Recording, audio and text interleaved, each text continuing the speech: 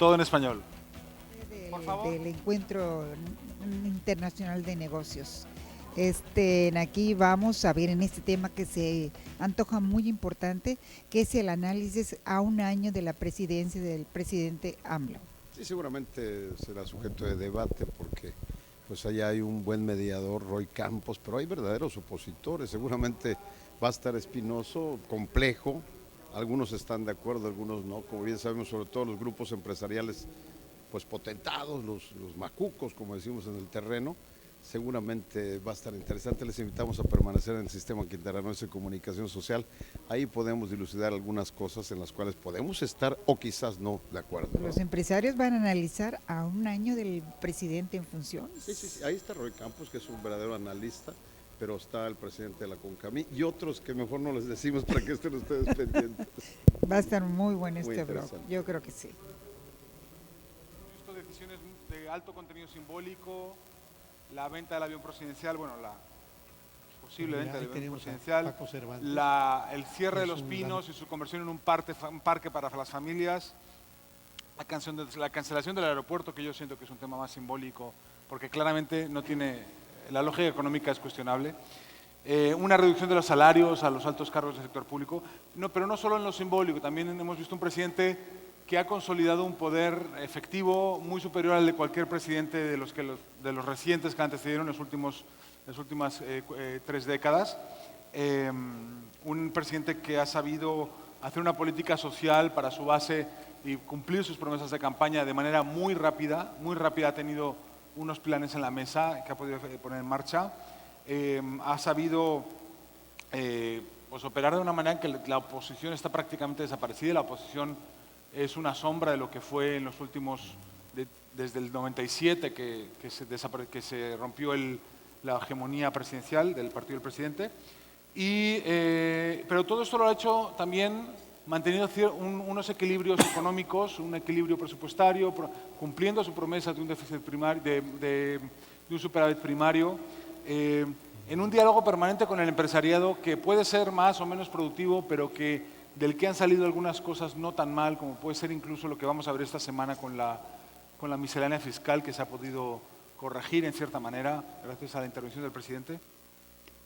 Pero a la vez que está este punto positivo de que tenemos un presidente que al menos intenta mantener el equilibrio presupuestario, hemos tenido un clima de cada vez mayor polarización entre ellos y nosotros, los que están con la 4T y los adversarios, y a uno y a otro se juzga de diferente manera.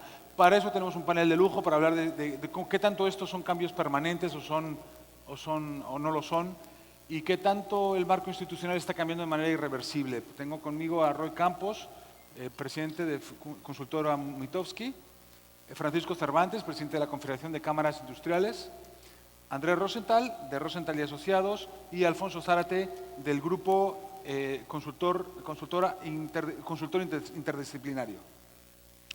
Yo quiero empezar primero, vamos a ver, cuando hablamos de poder presidencial, tenemos un presidente cuyo poder se basa en su popularidad. Y quiero que Roy Campos nos cuente un poco qué es lo que está viendo, qué es lo que hay ahí. A ver, primero, si hay un tema que hoy divide, cuando hablamos de política, es hablar de la popularidad de López Obrador. Inmediatamente, si alguien dice que salta, los que lo odian dicen, pero ¿por qué salta? ¿No? Después de lo de Culiacán, después de lo... Voy a explicarles qué es la popularidad. La popularidad de un gobernante básicamente tiene 4 componentes y cada gobernante tiene su componente. Un componente es ideología. Ustedes vayan a los estados gobernados por el PAN y los panistas se niegan a decir que no quieren a su gobernador porque dicen no me quiero sumar a los críticos. O sea, el panismo protege al panista, el priismo protege al... Entonces siempre hay un componente ideológico. Este presidente no tiene esa parte partidista. Otro componente, el segundo, es carisma. Fox tenía una base de carisma, les caía bien. Bueno, López Obrador se basa en ese componente. Los que lo siguen a él como persona, no a su gobierno, no a sus logros, a él lo siguen. El tercer componente es logros. Calderón tuvo eso, Peña tuvo esa parte, López Obrador no está teniendo la parte de logros. Y el cuarto componente es expectativas, que también lo tiene López Obrador. La gente que votó por él se niega a decir me equivoqué. La gente que votó por él todavía mantiene la expectativa. Entonces, la popularidad la basa en su carisma, que habla muy sencillo, y en la expectativa que genera, ¿no? Puedo rondar sobre por qué es tan popular, por qué se le critica, muchas cosas, pero la verdad es que López Obrador sigue siendo, para muchos, a lo mejor para ninguno de aquí, o sea, hay que ser sinceros, el presidente que quisieran tener cuando hay crisis.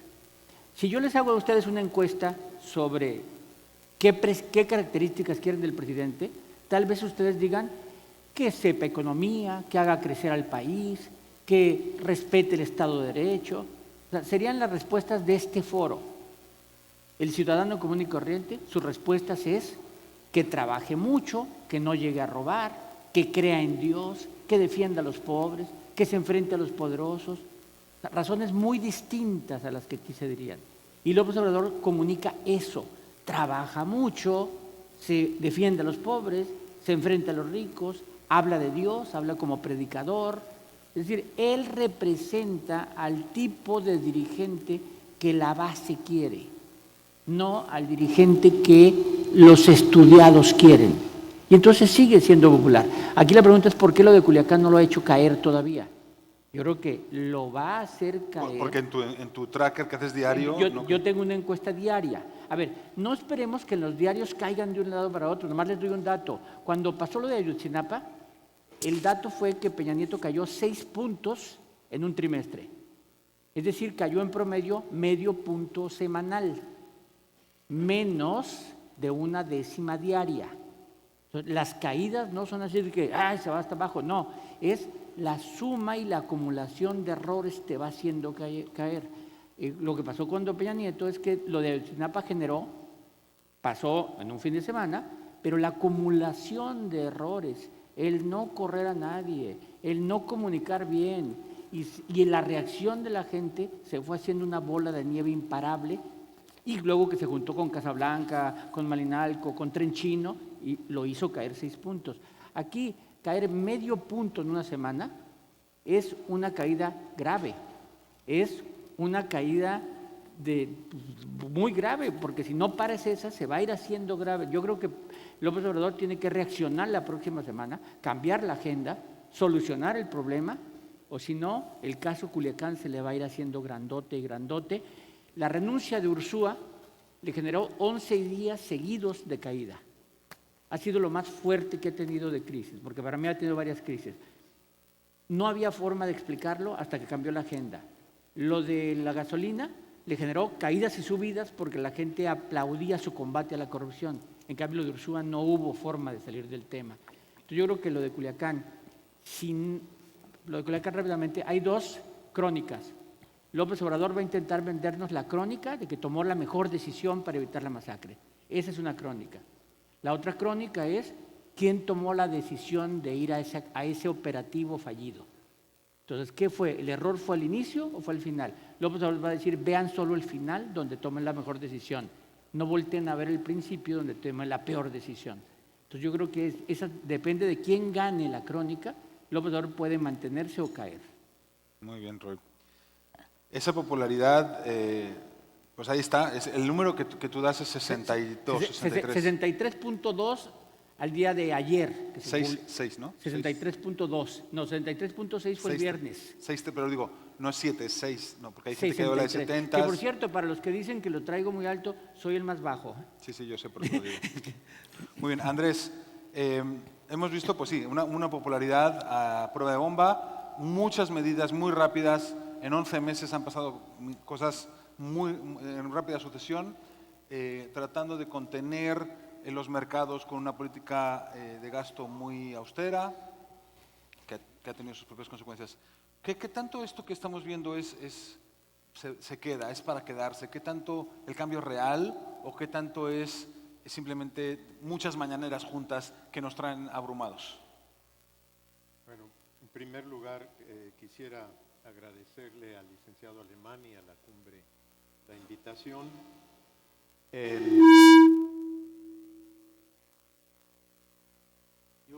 pensaría que valdría la pena, al tratar de hacer un análisis del presidente y el gobierno que tenemos en los primeros 11 meses de su gestión, hablar de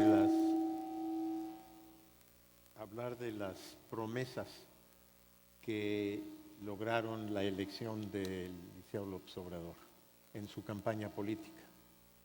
Nos hizo 3 promesas básicamente a los mexicanos. Nos prometió reducir o eliminar la corrupción, casi eliminar la corrupción. Nos ofreció una reducción sensible en la violencia y en la seguridad pública, y nos ofreció un crecimiento de la economía originalmente en 4%. Nos habló de la creación de muchos empleos, y yo creo que todo esto fue lo que llevó a que obtuviera el 53% del voto que obtuvo. Ahora, si hacemos un balance actualmente de lo que esto ha resultado en estos 11 meses, yo creo que si fuéramos a calificar sobre la base de cumplimiento de estos objetivos y de estas promesas, probablemente una calificación bastante baja. Yo simpatizo mucho con los objetivos sociales que tiene el licenciado López Obrador y el gobierno. Creo que México había llegado a un momento en que era muy importante empezar a prestarle más atención a la pobreza, a la falta de oportunidades para una parte importante de la población. Con lo que no estoy de acuerdo es con la metodología. Creo que la metodología ha sido polarizante, nos ha dividido más a los mexicanos de lo que estábamos ya bastante divididos, creo que nos ha dividido aún más. Esta constante manifestación de que somos nosotros los buenos y los demás todos son malos, ya sea conservadores, neoliberales, fifís, antecesores, todos somos malos, pero nosotros somos buenos. Y yo creo que esa polarización es dañina para el país, y creo que inclusive probablemente se podría ponerle algo de culpa a eso, de la violencia, del crimen y de las cosas que hemos sufrido últimamente. Me parece que un dicho de Nelson Mandela que me llama mucho la atención, él dice: un gobierno que emplea la fuerza y la división para imponer su dominio enseña a los oprimidos a usar la fuerza para defenderse. Me da la impresión de que en esto estamos. Los objetivos que tú mencionas, Alberto, de muchas decisiones muy rápidas, de cambiar nombres a ciertas cosas, de tratar de debilitar instituciones jóvenes, medio vulnerables que tenemos en este país porque son recientes, el hecho de haber despedido una cantidad grande de personal burocrático, de gentes que estaban en los niveles segundo, tercero, cuarto de la administración pública, nos ha llevado realmente a lo opuesto de lo que nos prometió. Hablaba Carlos Eduardo Represas hace un momento de que habría que crear 1 millón de empresas en lugar de 1 millón de empleos, pero la verdad es que yo veo difícil, no sé bien, no he visto estadísticas de cuántos empleos se han creado formalmente en el país en estos 11 meses. Lo que sí sé es que hay muchos desempleados, hay mucha gente que perdió su empleo. Entonces, el balance para mí es de claroscuros. Como digo, simpatizo con las ideas de mejora social, de reducir las brechas entre los que tenemos y los que no tienen. Aquí casi todos tenemos. Entonces, yo creo que eso puede uno simpatizar con ello, pero si la metodología es polarizar al país y agresivamente denostar permanentemente a las instituciones, debilitarlas y tratar de imponer una voluntad autocrática que no responde ni a discusión, ni a crítica, ni a posibilidad de debate, me parecería un error. Francisco, retomando un poco el punto de represas, hay que crear 1 millón de empresas, necesitamos empresas prósperas, necesitamos empresas que generen empleo. ¿Crees que en este contexto que hemos contado podemos encontrar espacio para que esto suceda? ¿Y qué están proponiendo desde Concamín para promover esta inversión de las empresas y esta generación de empleo? Hemos estado hace más de un año impulsando desde la Concamín, desde la industria, una política industrial. Tenemos que tener condiciones para que pueda haber certidumbre a la inversión. Es cierto que el Ejecutivo, hemos estado con mucho contacto, en la Concamín hemos tenido mucho contacto con el Ejecutivo, en donde tenemos problemas es en el Legislativo. Estas 2.618 iniciativas y la que entró el día viernes, que dan las 2.619 iniciativas, 19 de ellas le pegan bastante. Cuando hemos platicado, con los presidentes de las comisiones en diputados y en el Senado, de cuáles son las condiciones para que crezca el país, porque el presidente trae en la mente crecer el 4%, nosotros en nuestra propuesta política industrial tenemos también la misma propuesta de crecimiento en el país, tenemos las condiciones favorables. Es cierto que tenemos que atender un rezago en el sur-sureste, un rezago social, industrial y político, y también está contemplado en regionarlo en 3 partes el país y con toda la atención a la parte sur-sureste y bueno, ya lo demostramos.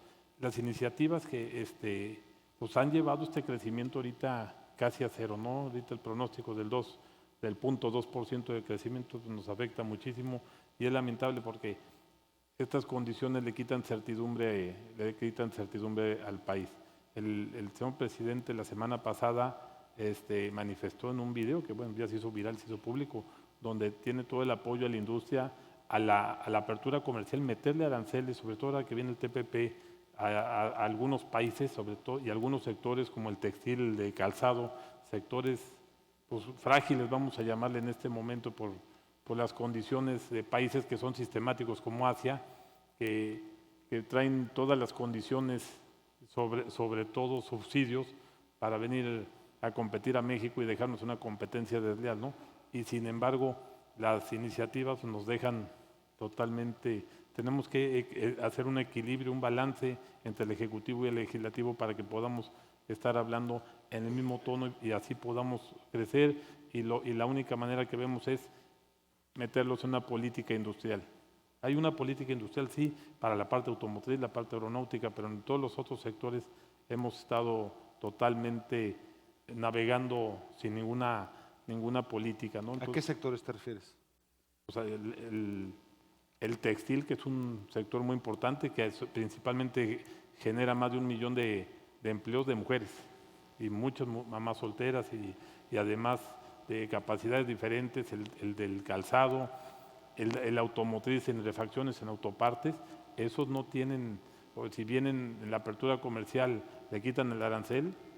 Ejemplo claro, estamos haciendo unas exportaciones ahorita, número 1, el primer socio estratégico de Estados Unidos con 307,000 millones de dólares, por encima de China, por encima de Japón y Canadá, y a la hora que vemos a la industria no le beneficia nada, porque estamos siendo exportadores de importaciones, o sea, no hay contenido nacional. Entonces, por eso tenemos que ir reflejando punto por punto en los 27 puntos que reflejamos en la parte de política industrial y sin descuidar el empleo. Que el año que entra, ahora con la iniciativa y la nueva ley laboral, van a ver cómo se van a poner las cosas. Entonces, si no equilibramos esta parte y no nos vamos a capacitar, en lugar de nuevas reformas, vamos a capacitar. Estamos ya en medio de un mundo digital totalmente, lo que le llamamos industria 4.0. Si no nos ponemos a tener empleos 4.0, pues la base social sigue creciendo y la base industrial es la punta de la pirámide, pero al revés, cargamos toda esa parte de 130,000 millones de habitantes. Tenemos que empezar a capacitar junto con la academia, con la sociedad, con el gobierno, para que podamos también ser exportadores de talentos, porque en México no nos va a alcanzar dimensionar todo este problema. Muy bien, Francisco. Alfonso, hemos visto primero un presidente con una popularidad muy alta, como nos contaba Roy, que curiosamente las tres grandes propuestas de su campaña electoral, mencionaba Andrés, no han sido cumplidas, pero sí esa intención, ese gran propósito de hacer una transformación de las condiciones sociales de México. Francisco nos habla también de unas empresas, de un Congreso y un Ejecutivo que están funcionando de una manera un poquito difícil de entender hoy, ¿no? Y de negociar con ellos porque no hay claridad. Quizá viene de esto que contaba Roy, ¿no? No hay un partido, o sea, lo que hay es un presidente, una persona que está al frente de todo, ¿no? ¿Crees cómo esto afecta a la vida institucional? ¿Cuál es tu análisis de este año de gobierno? A mí me gustaría empezar por tratar de responder a la pregunta de quién es Andrés Manuel López Obrador. Y yo creo que Andrés Manuel está convencido de que tiene una misión y que para combatir los grandes males de este país, la corrupción principalmente, solo hacen falta dos ingredientes: austeridad y honestidad. Pero además nos ha dicho que es un hombre que trabaja de lunes a domingo, 16 horas al día, que es un hombre honesto y que piensa que todo eso va permeando a toda la administración pública. Yo creo que el discurso del presidente va mostrando cada vez más su esencia religiosa. Se ha reconocido como un seguidor de Cristo. Lo cito: admiro la vida y la obra de Jesús, porque se definió a favor de los pobres. Dios, dice, es bellísima esa forma de vida, esa filosofía, esa doctrina. Entonces, si me dicen de qué religión soy, pues de esa. Y entonces, si a eso le agregamos otras frases del presidente, la riqueza es un sinsentido, porque es en la pobreza en la que se puede ser feliz.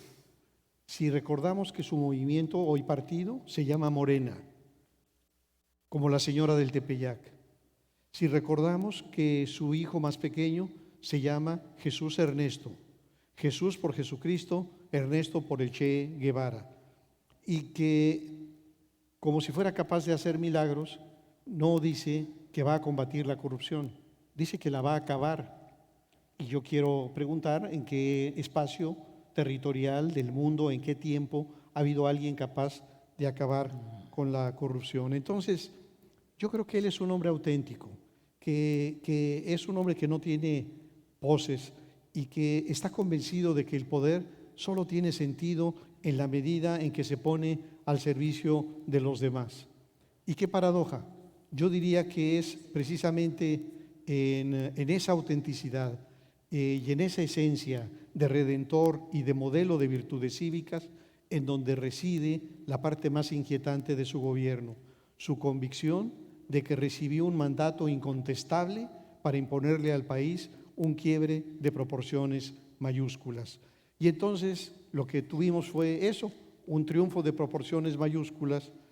Y cuando yo me he preguntado qué explica ese triunfo, yo creo que, por un lado, tiene que ver con la larga trayectoria de activista social, más de 30 años de estar en la oposición, de recorrer tantas veces cada uno de los municipios del país. Pero está también, como lo planteaba bien Andrés, las promesas de campaña, esta promesa de eliminar la corrupción, de reducir la violencia, del crecimiento de la economía, pero yo le agregaría a esa oferta también los programas sociales, es decir, la gran oferta de entregar la pensión universal a los viejos, de entregar una pensión para los discapacitados, de entregar una pensión para los muchachos que no estudian ni trabajan. ¿Pueden ustedes imaginarse el impacto seductor de una oferta como la de la pensión a los viejos sobre los electores en todo el territorio nacional? Y alguien puede decir que es ridícula esa pensión, pero no lo es desde la perspectiva del beneficiario. Cuando hay un hombre viejo en este país en el cual no tenemos un sistema pensionario correcto, que vive arrimado con un hijo, con una hija, que representa, a pesar del amor que le puedan tener, una carga para una familia pobre y de repente recibe la pensión, eso le resuelve la vida al viejo. Le permite tener un recurso para comprar un periódico, para ir al cine, para comprarle unos helados a sus nietos y le da un sentido de dignidad. Y todo eso, desde luego, tiene una enorme traducción electoral. María Amparo Casar ha hecho un cálculo de cuántos son los beneficiarios de los distintos programas sociales de Andrés Manuel. Alcanzan 23 millones, es decir, 23 millones de mexicanos que se están beneficiando o están por beneficiarse de todos los programas sociales. ¿Por cuántos los quieren multiplicar? ¿Por 2? ¿Por 3? Es decir, no solamente el beneficiario, sino su entorno inmediato. Y entonces yo creo que ahí tenemos una especie de pista respecto a las enormes dimensiones de la aprobación y de la popularidad del presidente.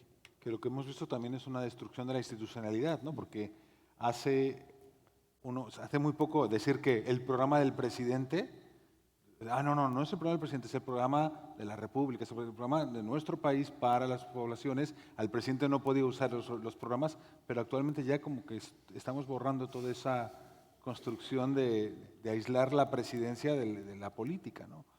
En fin, bueno, la presidencia de las instituciones de la política. Decía Roy, una cosa es la figura del gobernante y la otra es el gobierno que encabeza. El gobierno que encabeza es un gobierno difícilmente calificable como un gobierno con estrategia.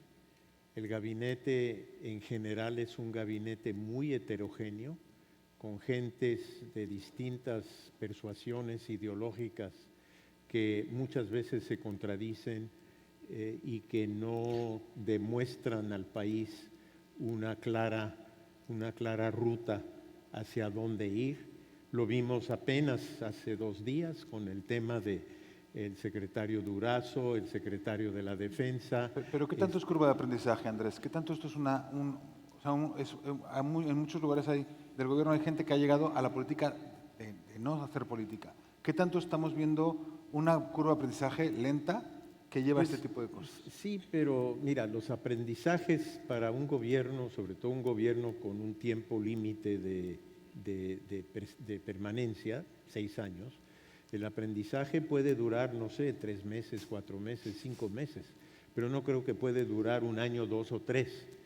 Sí es cierto que la gente le está dando el beneficio de la duda y eso es claramente las expectativas que mencionabas una de tú, las ¿no? cosas Sí. que le da popularidad.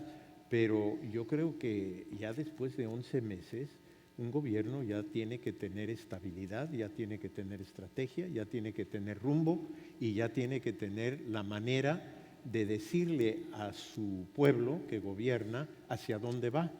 Y eso es lo que creo que todavía falta. A ver, yo lo que quisiera decir, no nos hagamos ilusiones. El presidente no va a cambiar. O sea, no esperemos que el año que entra y aprendí, no va a cambiar. O sea, así va a ser siempre. Va a querer comunicar permanentemente, polarizar, que para mí es el principal problema que tiene, la polarización, porque la violencia verbal tarde o temprano es violencia física. Entonces, la polarización, pero él no va a cambiar. Alfonso hablaba de que tiene una misión. No, para mí él tiene 4 visiones de México y en esas va a basar todo su gobierno. Una de ellas es esa, que todos los problemas de México, así se rompa una pata de la silla, lo que sea, así sea que llueva, no importa, todos los problemas de México tienen como origen la corrupción. Y esa es una misión que tiene. Antes, incluso causando desabastos, como en la gasolina, como los fertilizantes, como los medicamentos, causa desabastos porque dice primero la corrupción. Esa es la primera. Pero la segunda visión es, él es el presidente, el primer presidente nacido en el sur del país desde Porfirio Díaz. No estoy contando Veracruz, señor Alemán, como sur, pero él es el primero desde Porfirio Díaz. Entonces él tiene como misión desarrollar el sur. De sus 25 proyectos productivos, mencionaba algo así, 22 caen al sur. Él trae el sur, es la segunda visión. La tercera visión es cuando él critica el neoliberalismo, no lo critica porque crezca o no crezca el país, lo critica porque dice, nos han engañado porque no cumplen la visión del neoliberalismo, la básica, es decir, para repartir riqueza hay que crear riqueza. Dice, bueno, llevamos 36 años produciendo riqueza y ¿a qué hora la han repartido? Entonces le llama posneoliberalismo a la repartición de la riqueza, que es programas sociales, y cuando él se vaya, solo quiere que lo evalúen por reducción de la pobreza, no por crecimiento de país, sino cuántos pobres menos hay, es su visión. Y la cuarta visión, que tal vez sea la más equivocada, es la inseguridad se combate desde la causa, por las causas. Y de ahí no lo sacamos, de que la inseguridad es abrazos, no balazos, y hay que dar programas sociales como combate a la inseguridad. Eso tal vez sea muy correcto para que en una generación tengamos mejores ciudadanos. Pero ¿qué hacemos con la actual generación de sicarios? O sea, Me recuerda mucho a los ¿no? acuerdos de paz de Pastrana. Pero son sus 4 visiones y no las va a cambiar. Quiero abrir la mesa a las preguntas del público. ¿Preguntas? A ver, una mano por algún lado. Aquí tengo una pregunta. Ahí tengo, Lorenzo. No lo hago aquí. Se ha hablado mucho y las redes sociales tienen la voz de los ciudadanos que no están, digamos, al 100% de acuerdo con el modo, las propuestas, las premisas o el criterio de división social del gobierno del presidente López Obrador. Mi pregunta va no a lo que está pasando y lo que está haciendo el gobierno. Mi pregunta y mi reclamo va a dónde está la oposición. ¿Cómo vamos a tener una democracia fuerte con 3 partidos que tuvieron la hegemonía de los destinos electorales del país las últimas 2 décadas y vivieron una implosión? Y hoy, después de 11 meses, no han dado una sola propuesta interesante, inteligente, profunda, seria o valiosa. No me preocupa el hecho de que López Obrador es una persona sólida y fuerte. Me preocupa que haya personas fuertes y no instituciones fuertes. ¿Podemos tener una aspiración democrática fuerte con partidos débiles? Yo lo complementaría porque luego, ante esa vacío de la oposición, el reclamo es para los medios, para las cámaras empresariales. ¿Por qué ustedes no hacen oposición? No es nuestro trabajo. Ahí estamos en un sistema democrático de representación donde hay unos partidos que deben hacer oposición. Si no lo están haciendo, ¿por qué es?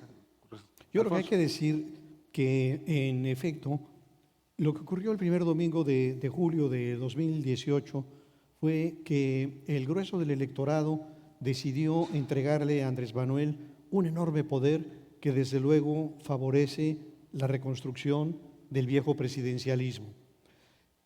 Y además él se beneficia de la manera en que hemos construido un sistema político con una absoluta preeminencia del titular del Poder Ejecutivo. Entonces, hoy, cuando uno se pregunta dónde están los contrapesos, tendría que decir, desde luego, no están en el Congreso de la Unión. Es decir, no están en el Congreso de la Unión, cuando menos por 2 razones. La primera es porque el electorado decidió acompañar al jefe del Ejecutivo también con los candidatos a senadores y a diputados de su partido. Entonces, tiene una presencia muy fuerte y el fenómeno de la cargada significa el que puede construir mayorías aún más aplastantes que evitan ser un contrapeso. En segundo lugar, porque tampoco tiene el contrapeso del Poder Judicial. Lo que acabamos de ver con la renuncia del ministro Eduardo Medina Mora me parece que es un hecho muy inquietante, muy preocupante, por muchas razones. La primera, porque ni el ministro, ni el presidente, ni el Senado cumplieron con lo que ordena la Constitución, que dice que una renuncia de un ministro solo cabe en la medida en que ocurran causas graves. Ni Medina Mora explicó las causas graves, ni el presidente le pidió explicación, ni el Senado. Pero lo que sí sabemos es que la Unidad de Inteligencia Financiera de Hacienda está cumpliendo el viejo papel que cumplía la Secretaría de Gobernación. Entonces hoy en la Unidad de Inteligencia Financiera se hacen las investigaciones, se construyen las hipótesis, se presentan las denuncias y se aprieta a los personajes. Entonces, en el caso de Medina Mora, unas horas bastaron de bloqueo de sus cuentas para que presentara su renuncia y una vez presentada la renuncia se desbloquearon sus cuentas. Luego diríamos están los gobernadores. Pero también hay que decir, Medina Mora renuncia, pero tampoco replica las acusaciones, o sea, se publican cosas, ¿no? de supuestas corrupciones, supuestos ingresos extraños. Él Sí. podría perfectamente haber salido a... Sí, desde luego, pudo tener, y ese es otro ingrediente a considerar. Un viejo político de Chihuahua, que fue don Manuel Bernardo Aguirre, dicen que tenía dos ilusiones en la vida: llegar a ser gobernador de su estado y concluir su educación primaria. Pero bueno, don Manuel Bernardo Aguirre era un costal de mañas, y entonces una de sus frases es: cuando yo tengo relación con alguien, le voy tejiendo su colita, y cuando hace falta, se la piso. Entonces, detrás de esta inmovilidad de los gobernadores, de muchos medios de comunicación, de los partidos de oposición, está la presencia de colas muy largas, de tal manera que los grupos parlamentarios disidentes en el Senado, en la Cámara de Diputados, saben que no pueden resistir una investigación de la Unidad de Inteligencia Financiera o de la Fiscalía General de la República. Y entonces uno se pregunta, ¿y dónde diablos están los contrapesos entonces? En algunos casos los contrapesos son internos, es decir, en su equipo, en su pareja, en su domicilio, pero aquí lo que vemos es que no hay nadie que pueda atreverse a hacerle contrapeso al presidente de la República, porque no tiene colaboradores, tiene feligreses. Y entonces, ¿dónde están los contrapesos? Yo creo que los contrapesos están, número uno, en los intereses norteamericanos, en Donald Trump y los medios internacionales. Número dos, en el Banco de México, los mercados financieros y las calificadoras. Número tres, en los empresarios que tienen esa capacidad todavía de contrapeso y sus organizaciones. Número cuatro, en organismos como México Evalúa, Mexicanos contra la Corrupción, el Instituto Mexicano de la Competitividad, que siguen haciendo un monitoreo y un escrutinio muy serio. Y desde luego, el último contrapeso real, la realidad. Y el crimen Muy bien. organizado. A ver, tengo crimen que ir organizado. pasando palabras por alusiones. Andrés lleva un buen rato pidiendo palabra, pero te voy a pedir a ti ver los organismos empresariales si son contrapeso o qué son. Y Roy, tú cuando Sí, quieras vas sí. entrando ahí. Sale. Tenemos poco tiempo, así que intervenciones muy breves porque habrá más gente que quiera preguntar. Y yo nada más quería agregar, y estoy totalmente de acuerdo con Zárate, yo quería agregar que si uno empieza a hacer un psicoanálisis del personaje, que es nuestro presidente, además de lo que dijo Roy y además de lo que dijo Alfonso, yo siento que hay una parte que no se ha mencionado mucho y es un poco el hecho de que es un hombre provincial, es un hombre que no tiene mundo, es un hombre que no ha viajado, no ha querido viajar en los 11 meses de su gobierno fuera del país. Su radar inmediato viene siendo la relación con Estados Unidos. Hay que recordar cómo empezó su gobierno. Brazos abiertos a todos los centroamericanos. El que quisiera venir a México, bienvenido. Les vamos a dar trabajo, educación, vivienda. No hay ninguna limitación. Donde come uno, comen mil. Pues francamente no se dio cuenta de dos cosas. Uno, el universo que iba a venir, y dos, la reacción del vecino del norte. Y la reacción del vecino del norte no se hizo esperar. Y hoy en día estamos viviendo las consecuencias de una política que quizás podríamos llamar ideológica, de izquierda, de ser buena gente con los desamparados del mundo, pero que realmente le ha creado un serio problema al país. Ahora bien, quiero algunos de los puntos que dijeron. Tenemos una oposición debilitada, pero por otro lado, no a veces nos ha faltado un ejecutivo un poquito, o sea, con Peña tuvo un par de años que funcionales y 4 años de desaparición, de ausencia total de las políticas de gobierno. Eso tuvo impacto en el tema de seguridad, tuvo impacto en la imposibilidad de sacar adelante algunas políticas. Con Calderón, gobierno dividido, con Fox, gobierno dividido, al final de Cedillo, gobierno dividido. No hay algo positivo en el hecho de que tengamos una presidencia fuerte. ¿No podría ser positivo? Pregunto. ¿A quién le preguntas? O sea, no podemos encontrar algo positivo en eso, en el hecho de que con los retos que hay de seguridad, evidentemente esta semana no nos habla de nada positivo, pero podría haber algo bueno en tener esa...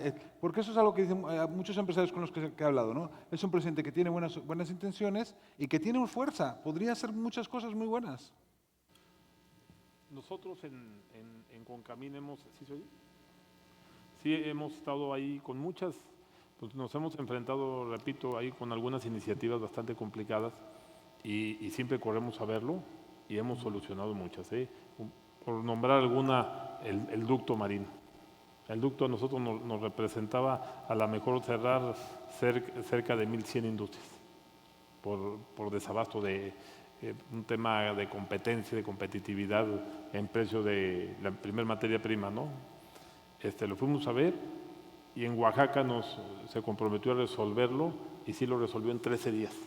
En 13 días se resolvió que algo para que nosotros era, pero de vital importancia para sobrevivir la industria, principalmente en la parte de Coatzacoalcos, que están los grupos importantes de la petroquímica, que es una de nuestras ramas más grandes de la industria. Y bueno, algunos temas los hemos ido resolviendo. ¿Con él o con la Secretaría de Economía? No, con él. Claro, tiene sus pros y sus contras, ¿no? Sí, porque... bueno, la Secretaría de Economía estamos platicando una política fiscal y ya nos sacaron una de 10 puntos. A ver, mire, yo opino que en una vida democrática siempre es bueno tener un gobierno dividido, un Congreso dividido. Una vida democrática, porque te obliga a hacer política. Y simplemente hay que recordar que Peña Nieto sacó su docena de reformas en el primer trienio donde no tenía mayoría. O sea, hizo política, hizo con uno o con otro, la reforma fiscal la saca con el PRD, las otras reformas con el PAN, pero hizo política. Y sobre la pregunta de Lorenzo nada más la palabra clave para que haya oposición es credibilidad. Y el asunto es que ni el PAN, ni el PRI, ni el PRD tienen credibilidad, no nos importa lo que dicen. ¿Qué dijeron sobre lo de Culiacán? No sabemos, porque no tienen credibilidad, perdieron credibilidad. Entonces el asunto no es porque no estén organizados o no tengan gobiernos, no tienen credibilidad. Entonces voy a hacer un adelanto. En el 2024 es mentira que ya ganó Morena, no sabemos qué va a pasar en el 2024, pero seguramente Morena va a presentar un candidato fuerte, un candidato con posibilidad, pero va a aparecer otro candidato y va a haber una posibilidad de alternancia, pero dudo mucho que sea del PAN, del PRI o del PRD. Va a venir de algún otro lado y estos partidos van a apoyar, van a ser como partidos secundarios, porque tienen un déficit de credibilidad los partidos tradicionales. ¿Y 2021? ¿Se va a mantener la mayoría de Morena o...? Para responder a tu pregunta anterior, para mí, en todo caso, una democracia, al igual que Roy lo ha dicho, requiere que haya contrapesos. Yo no creo que se puede vivir una democracia con una autocracia, donde se toman decisiones sin ninguna discusión, sin la posibilidad de que haya crítica. Si hay crítica son adversarios, los críticos, no me quieren hacer daño, quieren que fracase mi gobierno, etcétera, ¿no? Entonces yo sí creo que los equilibrios dentro de la función pública son muy importantes. Y la verdad es que estas instituciones que tenemos nosotros, que hemos construido a lo largo de los últimos 30, 40 años, todavía son débiles y hemos visto que son débiles.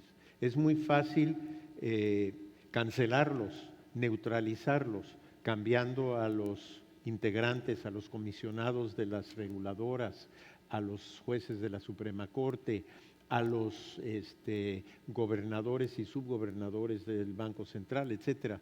Entonces, dejando de un lado el tema de los partidos políticos de oposición, que hoy en día, francamente, no representan una oposición. 2 o 3 veces en el Senado han podido cambiar y parar algunas iniciativas, por ejemplo, ¿no? Pero eso no es la oposición que uno esperaría. Y si uno lo compara a López Obrador con Trump, Y yo creo que hay muchísimos paralelos entre estos dos individuos, aunque representan opuestos ideológicos, ¿no? El uso de la comunicación para mantener el apoyo de su base, creo que eso es lo que es la mañanera del López Obrador y lo que hace Trump.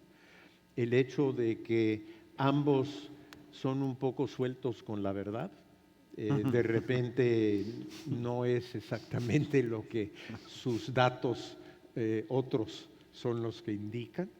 El hecho de que piensan que el país puede ser totalmente autosuficiente, que no se requiere el mundo, que el mundo es un estorbo más que un apoyo. Y finalmente, el hecho de que ambos miran a su perspectiva futura de muy largo plazo. Trump obviamente se quiere reelegir y aunque no se reelija o sí se reelija, él quisiera que su tesis de gobierno y su manera de llevar el país perdure más allá de su mandato. Lo mismo López Obrador. Tenemos que cerrar ya, Alfonso. Precisamente para cerrar. Cerramos. Perdón que no haya más preguntas, pero tenemos que cerrar, sí. Y por lo siguiente, porque me parece que no podría terminar una mesa que pretende un corte de caja sin tocar, así sea someramente, el tema de la seguridad. Y me parece que si hablamos del tema de seguridad, tenemos que verificar cómo vamos a concluir este año con cifras sin precedentes de secuestros, de homicidios, de extorsiones. Y frente a todo esto, tenemos muchos años, no es responsabilidad de este gobierno, tenemos muchos años de golpes, de palos de ciego, de incapacidad de los gobiernos para encontrar una buena respuesta. Pero a mí me parece muy preocupante, y ya no tocamos el tema apenas de Culiacán, en donde se dio la rendición del Estado mexicano, que me parece una noticia brutal, terrible, sino el hecho de que no haya una estrategia inteligente en esta materia. Y cuando el presidente, frente a las tropelías y el vandalismo, lo que dice es que hay que acusarlos con sus mamás, con sus abuelitos, para que le den un zape. Cuando dice frente a los delincuentes fuchi y guácala, me parece de un infantilismo realmente muy perturbador y muy preocupante. El gran tema hoy de los mexicanos es recuperar la tranquilidad, y en ese sentido no vemos que haya una estrategia inteligente. Y eso puede también terminar con este...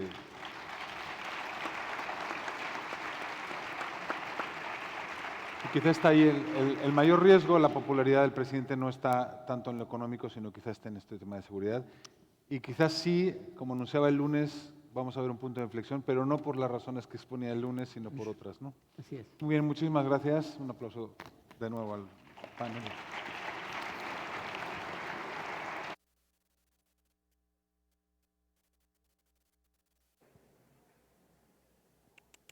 Los invitamos a nuestras siguientes sesiones, Salón Cozumel 1 y Cozumel 2, en el segundo nivel de nuestro recinto. Gracias. Please, for those who are moving to the next room.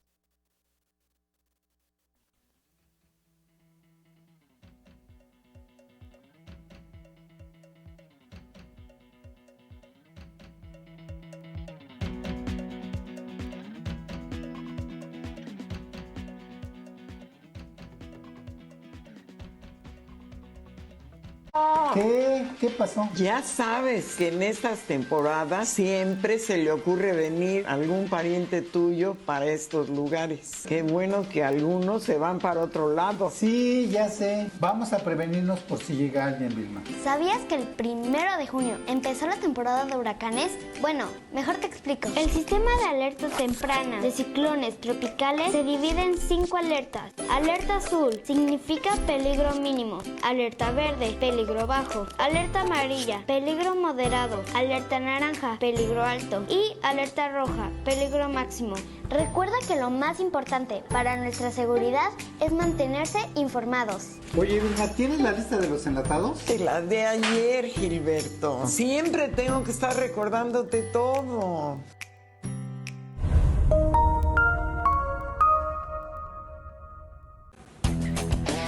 donde hay un balón, donde hay una pista, donde hay un deportista que le encanta el deporte, ahí estará la pasión de Zona Deportiva.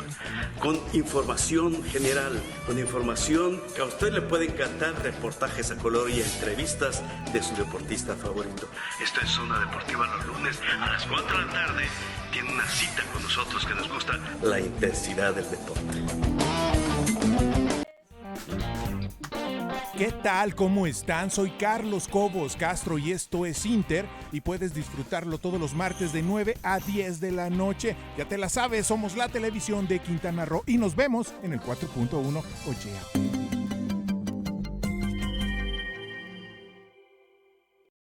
Centro de Bachillerato Tecnológico Agropecuario Cebeta 11. Formamos quintanarroenses en el contexto de la nueva escuela mexicana. Egresa en 3 años como técnico agropecuario, en ofimática o en administración para el emprendimiento agropecuario, de forma presencial o semipresencial. Tu futuro está en Avenida Insurgentes, sin número kilómetro 6, en Chetumal, Quintana Roo. Cebeta 11. Educación tecnológica agropecuaria de calidad en armonía con la biodiversidad.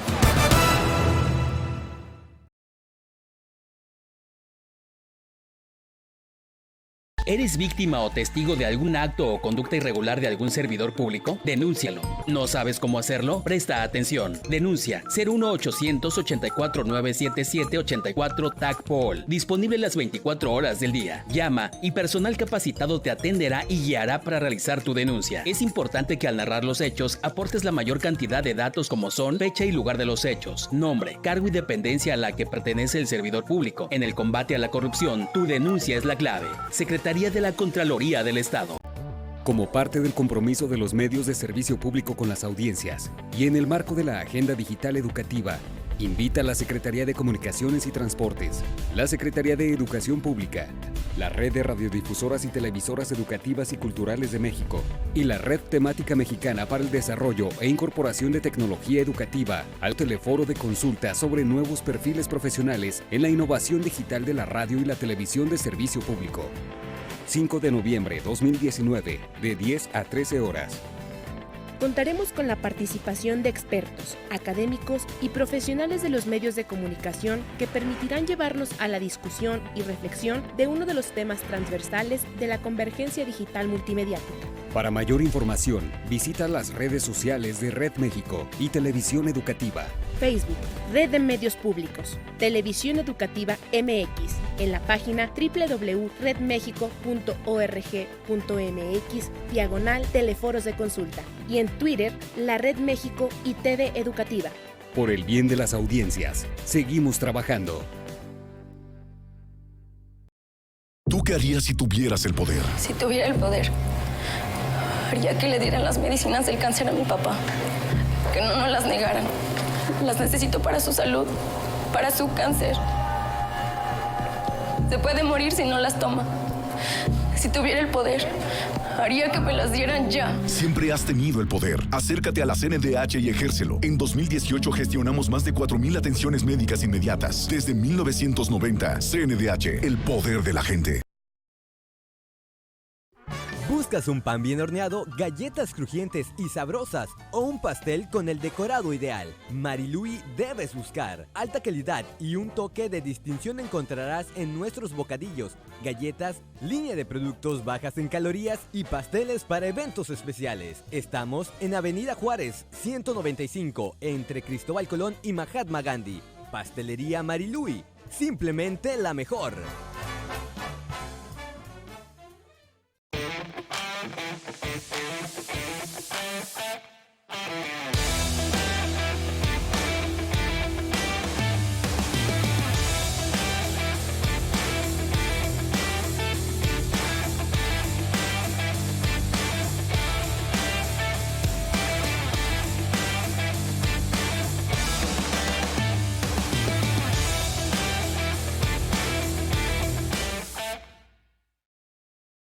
Más y mejores oportunidades para todos. Gobierno del Estado de Quintana.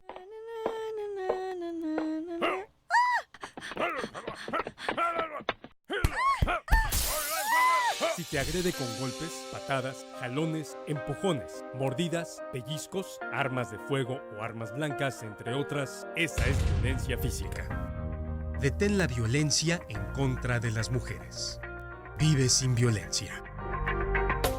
Fortalecemos la cultura de bienestar animal. Si tienes conocimiento de que un animal está sufriendo algún tipo de crueldad, denuncia a los números 983-129-2758, 983-285-3439 o ante la instancia municipal o estatal correspondiente. La grandeza de una nación y su progreso moral puede ser juzgado por la forma en que sus animales son tratados. Gandhi. Secretaría de Ecología y Medio Ambiente, Instituto de Biodiversidad y Áreas Naturales Protegidas, Procuraduría de Protección al Ambiente. ¿Eres víctima o testigo de algún acto o conducta irregular de algún servidor público? Denúncialo. ¿No sabes cómo hacerlo? Presta atención. Denuncia 01800 84 977 84